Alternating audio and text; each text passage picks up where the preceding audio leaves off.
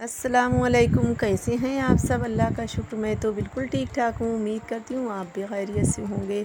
तो चलिए आज फिर वही मैं लेकर आ गई हूँ आपके लिए कि जो हमेशा से मैं ब्लॉग सहार से ही बनाना स्टार्ट करती हूँ। तो आज मैंने फ़जर की नमाज़ भी अदा कर ली है और ये देखिए मेरा व्यू मौसम का कैसा हो रहा है। बिल्कुल बहुत सुहाना मौसम हो रहा था। तो फिर बस मैं अब सहार तो हो चुकी है, दिन निकल आने लगा था। तो फिर बस मैं फूल तोड़ने गई और 2-4 मुश्किल से निकले हैं क्योंकि अब बेल में आना बिल्कुल ख़त्म हो चुके हैं फूल। तो फिर बस मैं आ गई थी फिर किचन में। उसके बाद में कुरान पाक की तिलावत करके फिर मैं किचन में हाज़िर हो गई क्योंकि अब आजकल बच्चे तो बस सो ही रहे होते हैं और मैं जो हूँ हस्बैंड के लिए बस चाय बनाती हूँ और बाकी तो हम लोग कोई नहीं ले रहे हैं चाय।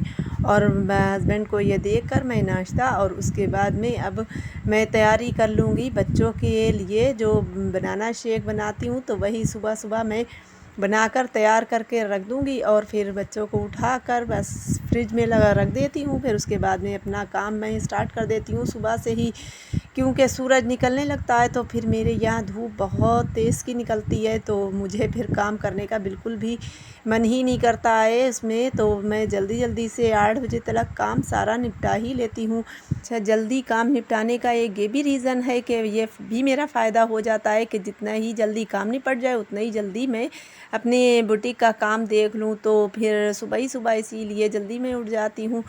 तो बस यही है कि मुझे इतना वक्त मिल जाता है। और वैसे भी ये हम लोगों के यहाँ जो है बड़े बड़े घर हैं तो काफ़ी धूप फैल जाती है तो बिल्कुल भी अच्छा नहीं लगता है। फिर दिन निकलने के बाद खूब काम जो है पड़ा रहे तो वो हम लोग सब लोग सुबह सुबह जल्दी जल्दी से निपटा लेते हैं काम। तो मेरा बनाना शेक तो हो गया रेडी और अब बस मैं अपने आप तो बस ले लेती हूँ। फिर उसके बाद मैं रख देती हूँ ऐसे ही फ्रिज में बच्चों के लिए। तो फिर यही होता है कि हस्बैंड तो भाई चाय ही लेते हैं। तो अल्लाह ताला पता नहीं कब तक ये दिन ऐसे गर्मी वाले रहेंगे। तो मुझे तो सर्दियां ही भाई अच्छी लगती हैं। तो यही है कि बस अल्लाह से दुआ करें आप लोग भी कि सूरज जो है ये अपनी तेज़ी कम कर दे और बहुत तेज़ तेज़ की धूपें हो रही हैं जो कि इस तरीके से हम लोगों को जो है मैनेज करना पड़ रहा है, धूप का सामना करना पड़ रहा है।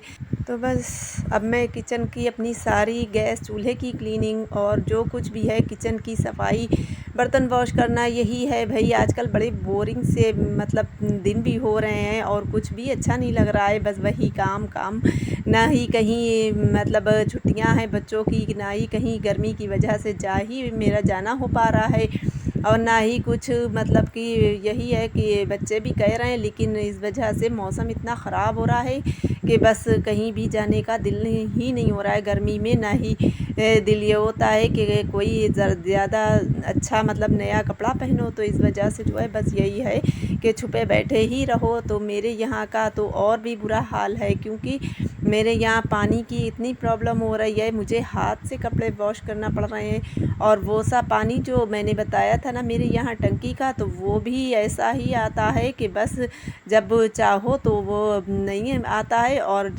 किसी रोज़ तो 2 बार आ जाता है लेकिन आज बिल्कुल भी नहीं आ रहा था। तो मैंने बच्चों से जो है पानी भरवा भरवा कर इस तरीके से बाल्टियाँ तो मैंने वॉश किए क्योंकि मैंने डाल दिए थे मशीन में कपड़े और लाइट तो चली गई। फिर राउंड लग गए थे लेकिन फिर ऐसा हुआ कि बिल्कुल पानी ही नहीं था। तो फिर मुझे निकाल कर और इस तरीके से मैंने सारे कपड़े वॉश कर लिए और बस अब जो था मैं थक कर इतनी चूर हो गई थी कि बस बच्चे दौड़ पड़े और बच्चों ने मेरी जो थी खिदमत गुजारी करने लगे। कोई तो केले दे रहा है तो कह रहे हैं कि थोड़ा सा पानी पी लो अम्मी। फिर ज़रा वाकई में मैं इस तरह से थक गई थी कि मैंने जल्दी से जब मैंने केला खाया और पानी पिया तो मुझ में फिर से वैसे ही एनर्जी आ गई। तो मैं फिर फ्रेश होकर आ चुकी थी और फिर मैं जो था मेरे यहाँ लाइट भी आ गई थी। तो हिफ्ज़ा टीवी की चलाने चली तो रिसीवर ये ख़राब हो चुका था।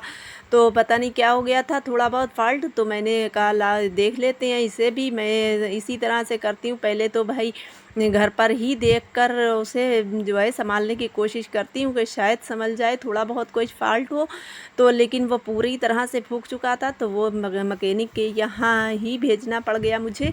तो यहाँ पर ये देखिए मेरे साथ हुआ क्या कि मैंने तो सारा भरवा कर पानी और कपड़े वॉश कर ही लिए थे। फिर उसके बाद में देखा तो उस वाली टंकी में पानी आ गया। तो बस यही था कि मुझे जो थी बहुत काफ़ी मेहनत पड़ गई थी, बच्चों से ही भरवाया, मैंने ख़ुद भी भरा। तो यहाँ पर आ चुके थे हस्बैंड और शाम हो चुकी थी। तो फिर बस आज ऐसी चीज़ हस्बैंड लेकर आए हैं जो कि बहुत सारे लोग तो इसके बारे में नहीं जानते होंगे, जो पहले विलेज में मिला करती है और शहरों में तो बहुत मुश्किल से मिलती है, शायद कि ना भी मिलती हो, किसी को ना भी मालूम हो इसके बारे में। तो ये देखकर आप लोग जो है नहीं आइडिया लगा सकते ये क्या है। तो ये मैं बता देती हूँ आपको, ये मैं बना रही हूँ सत्तू, जो कि शायद शहर वाले लोग ज़्यादातर नहीं जानते होंगे, विलेज वाले लोग तो जानते ही हैं। तो मैं सत्तू बना रही हूँ। तो यहाँ पर जो था आज सत्तू लेकर आए थे और मुझे कमेंट बॉक्स में ज़रूर बताइए कि सत्तू जो है कौन कौन पीता है, कौन कौन बनाना जानता है। तो मैंने सत्तू बना लिए थे और फिर उसके बाद में अब हो चुकी है मेरा डिनर का टाइम। तो मैं बनाने जा रही हूँ आलू गोश्त और आपको रेसिपी भी देने वाली हूँ। तो यहाँ पर मैंने ऑयल डाल दिया था और उसमें कम से कम बड़े साइज़ की प्याज मैंने डालकर उसको फ्राई कर लिया और उसके बाद में लहसुन अदरक का पेस्ट डालकर भून लिया और फिर ऐड कर दिया उसमें गोश्त और गोश्त भूनने तक मतलब लाल कर लिया फिर गोश्त को। फिर उसके बाद में अब वही ड्राई मसाले जो कि पाउडर वाले मसाले जाएंगे इसमें, हल्दी, मिर्चा, धनिया और उसके बाद में कश्मीरी लाल मिर्च और सॉल्ट अपने टेस्ट के मुताबिक। तो बस ये सारे मसाले पानी डालकर अब इसको भून लेना है और भूनने के बाद में ये देखिए मेरे मसाले भून रहे हैं और तेल भी छोटा छोटा सा मालूम हो रहा है। तो यहाँ पर बस इसी तरह से है जो है मसाले की भुनाई हो जाएगी और उसके बाद में फिर ऐड कर देना है इसमें आलू। तो आजकल खैर आलू गोश्त तो इतना मज़ेदार नहीं लगता है, लेकिन भाई मेरे यहाँ बच्चे तो बहुत नखरे दिखाते हैं और कुछ भी सब्ज़ी अगर डाल दो तो वो खाते नहीं हैं। तो बस मैंने सोचा आलू तो फिर भी खैर खा लेंगे, तो फिर मैंने आलू ही ऐड कर दिए और आलू का मज़ा तो आलू गोश्त तो सर्दियों में अच्छा लगता है ज़्यादातर। तो यहाँ पर मैंने अब आलू को भी लाल कर लिया था खूब अच्छी तरह से मसाले में और उसके बाद में अब इसमें लगा दिया है शोरबा। तो शोरबा आप अपने हिसाब से लगा लें कि जितनी आपको ज़रूरत है और उसके बाद में अभी गोश्त भी गलना है, आलू भी गलना है। तो इस हिसाब से मैंने अपना जो था वो कुकर बंद कर दिया था और गल गया था बिल्कुल से, गोश्त भी और आलू भी दोनों चीज़ें गल कर तैयार हो गई। अब मैंने इसमें गरम मसाला पिसा हुआ ऐड करना है और हरा धनिया।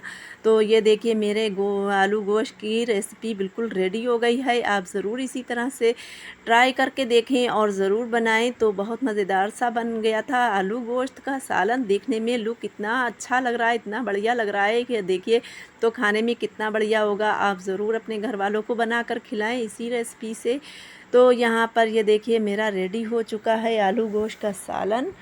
तो अब बस यही है कि हम लोगों का खाना पीना आजकल तो बस ब्लॉग में कुछ जो है इंटरेस्टिंग वाला कुछ मज़ा ही नहीं आ रहा है, क्योंकि कहीं पर ना ही घूमने जा पा रहे हैं ना ही घर में बस छुपे हुए रहते हैं, धूप की वजह से घर में ही बैठे रहते हैं।